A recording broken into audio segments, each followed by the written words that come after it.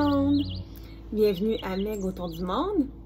Aujourd'hui, quel pays on va découvrir ensemble? Est-ce que je te donne un indice? Je te montre le drapeau.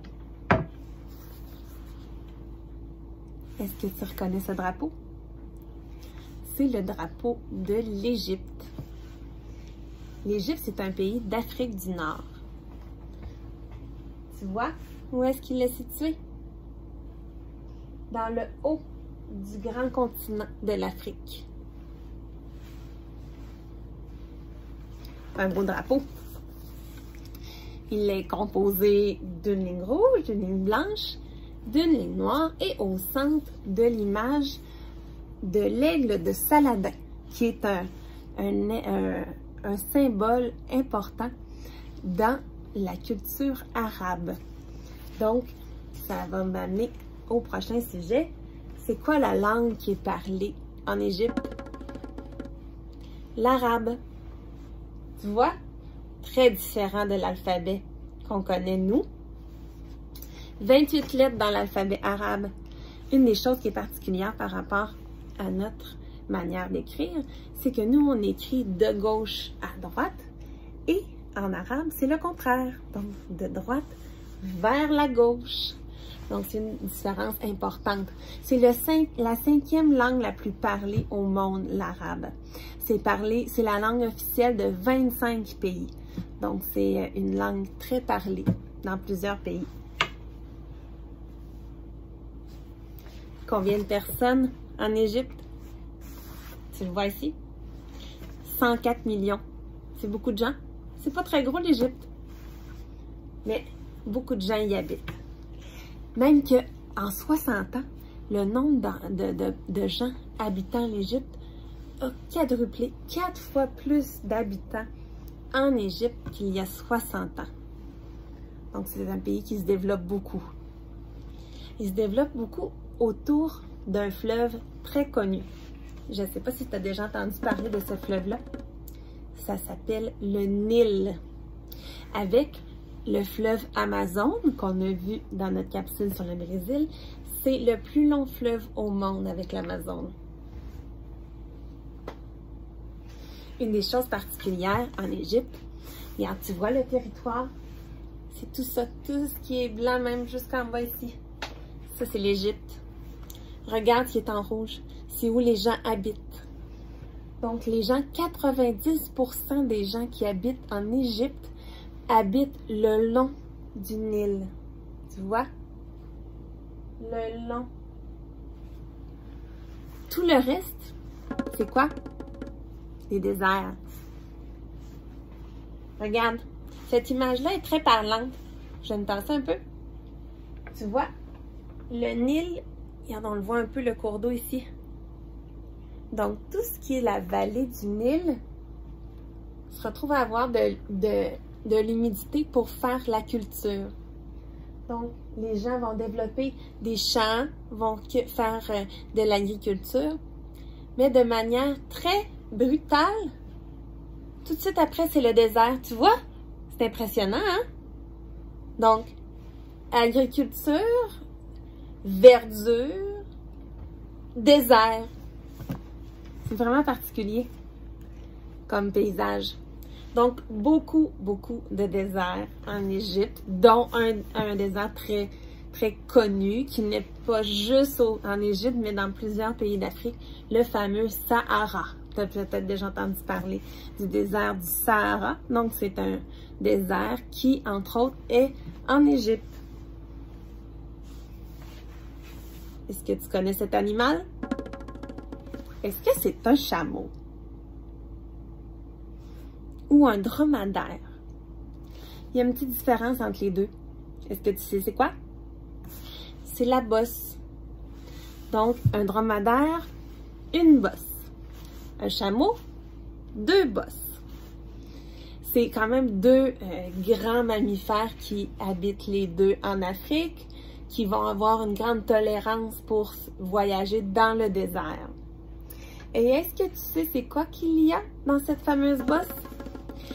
Il y a des légendes, il y en a plusieurs des gens qui pensent que c'est une poche d'eau pour être capable de survivre dans le désert. Mais c'est pas de l'eau, c'est du gras.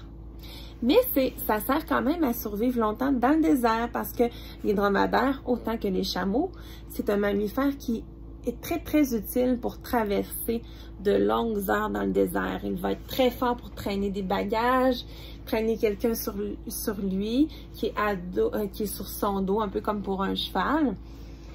Mais la fameuse bosse, en fait, c'est de la graisse, mais ça lui donne de l'énergie.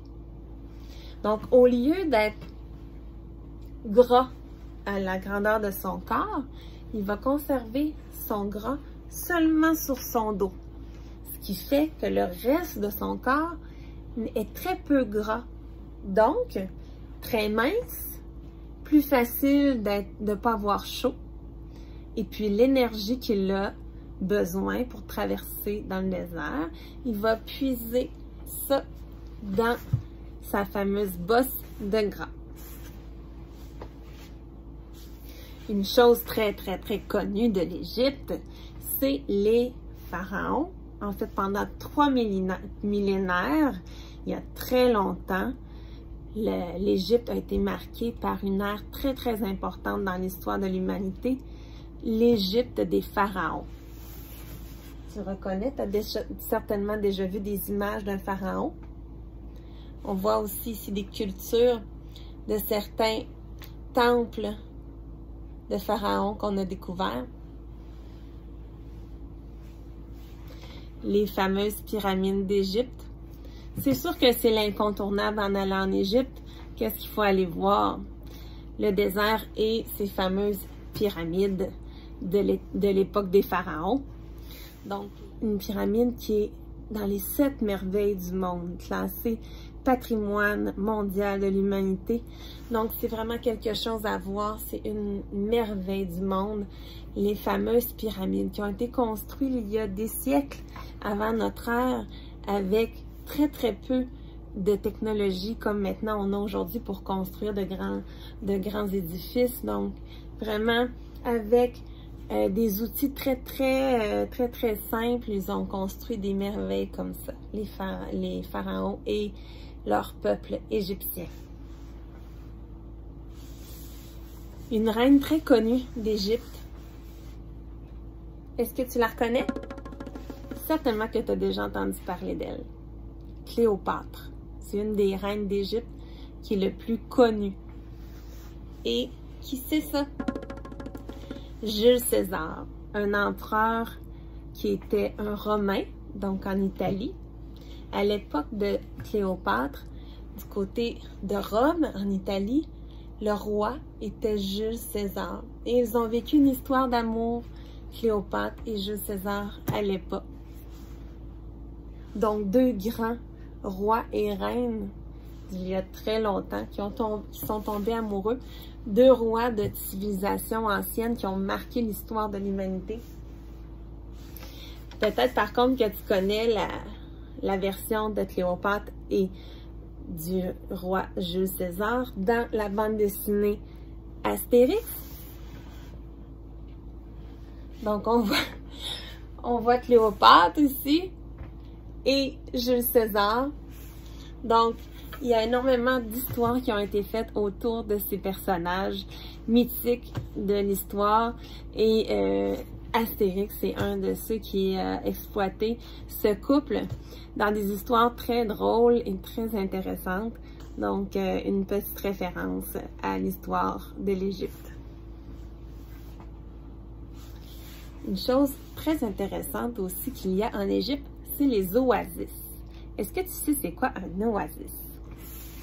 Un oasis, c'est souvent une palmeraie ou un endroit très luxuriant avec des palmiers, de l'eau, quelque chose de très accueillant, situé en plein milieu d'un désert. Mais c'est pas un mirage. Non, non. Les oasis, ils ont été créés par l'homme. Il y en a plusieurs en Égypte. Savais-tu ça? Regarde. Tu vois la carte, là? Ce qui est en vert, c'est les oasis qui ont été créés par l'homme à travers le temps. Il y en a plusieurs. Donc, quand on est dans le désert, tout d'un coup, on peut voir à l'horizon un oasis Donc, avec plein de palmiers, un lac. Regarde, tu vois les belles images ici? Tu as deux exemples. Une plus petite ici, en plein milieu des dunes de sable, ou une plus grande ici, un grand lac avec plein de palmiers. Il y en a des très grandes aussi où il va y avoir, au-delà du lac et des palmiers, il va y avoir des bâtisses, mais quelque chose de très, très accueillant et très luxuriant versus autour, ce qu'il y a qui est très aride, le désert. Mais ça m'amène à parler de la dernière chose associée à l'Égypte, c'est les fameux mirages. Hein, parce que on associe souvent oasis et mirages, mais c'est pas la même chose. Les oasis ils existent pour vrai, ils ont été créés par l'homme, mais les mirages, c'est quelque chose qu'on entend qui est un mystère depuis de nombreux siècles. Les gens qui traversent le désert vont des fois avoir l'impression qu'il y a un oasis au loin, mais c'est vraiment un phénomène scientifique, en fait, un phénomène associé à la chaleur du sol. Donc, un sol qui va être très, très, très, très chaud va avoir une espèce de phénomène qui va faire en sorte qu'on va avoir l'impression qu'il y a une flaque d'eau, comme un peu une flaque d'huile au loin. Donc, on dirait un lac, hein? Mais c'est juste l'effet de la chaleur et qui fait des vibrations, qui bouge avec l'air et qui crée cet effet-là. C'est intéressant, hein? Mais c'est ça. C'est vraiment juste une illusion d'optique, les mirages, versus les vrais oasis. Beaucoup de choses à découvrir en Égypte. C'est un très beau pays qui a énormément d'histoire. Est-ce que tu as aimé découvrir l'Égypte avec moi? Quel pays on va aller découvrir maintenant? Est-ce que tu sais? Prochaine capsule, on va aller découvrir la Grèce. On va aller en Europe, pas très loin de l'Égypte, mais de l'autre côté. Bye bye, à bientôt!